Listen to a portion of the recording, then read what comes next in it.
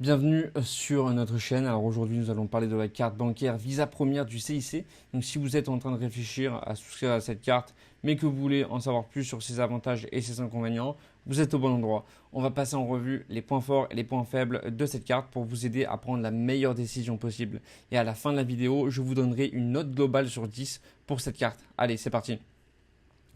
Déjà, on va commencer avec les avantages. Et déjà, le premier avantage, ce sont les plafonds de paiement et de retrait qui sont assez élevés. Parce que cette carte vous permet de retirer jusqu'à 1500 euros par semaine et de payer jusqu'à 8000 euros par mois. Et c'est largement suffisant pour couvrir des dépenses importantes, que ce soit pour des achats ponctuels ou pour des voyages. Deuxième bon point, l'excellente couverture d'assurance parce que la Visa Première du CIC propose une gamme complète d'assurances, notamment l'assurance annulation de voyage, l'assurance accident de voyage jusqu'à 3000 jusqu'à 300 000 euros et même une couverture pour les frais médicaux à l'étranger jusqu'à 156 000 euros. Et ces garanties sont particulièrement intéressantes pour ceux qui voyagent souvent, que ce soit en France ou à l'étranger. Bien sûr, vérifiez que sur leur site, au moment où vous regardez cette vidéo, que les tarifs n'ont pas changé et que ce sont les mêmes garanties.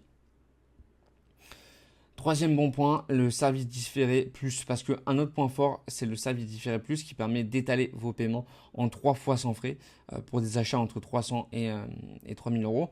Et ce service est très pratique pour gérer de grosses dépenses sans pour autant toucher votre épargne immédiatement. Quatrième bon point, l'accès à des partenariats exclusifs. Donc en tant que titulaire de la carte Visa Première, vous bénéficiez de réductions intéressantes chez de nombreux partenaires, notamment dans les chaînes hôtelières et les services de location de voitures. Et ces avantages peuvent représenter de belles économies, surtout lors de voyages. Ok, maintenant on va voir les inconvénients. Et le premier inconvénient, c'est le coût élevé. Parce que voilà, ça c'est le principal inconvénient de la carte. Le coût annuel qui s'élève à 136 euros. À voir si au moment de la vidéo les tarifs n'ont pas évolué. Je vous conseille d'aller voir directement sur leur site. Donc voilà, c'est un investissement significatif, surtout si vous ne profitez pas pleinement des avantages qu'elle offre. Deuxième mauvais point, les frais à l'étranger hors zone euro. Parce que si vous voyagez souvent en dehors de la zone euro, faites très attention aux frais. Les retraits et les paiements en devises étrangères sont soumis à une commission de 2,90%, ce qui peut vite grimper si vous utilisez régulièrement votre carte à l'étranger. Troisième mauvais point, pas de programme de fidélité parce que contrairement à certaines cartes premium concurrentes, la carte Visa Première du CIC ne propose pas de programme de fidélité comme l'accumulation de miles. Et pour les voyageurs fréquents qui aiment optimiser leurs dépenses, ça peut être un point à prendre en compte.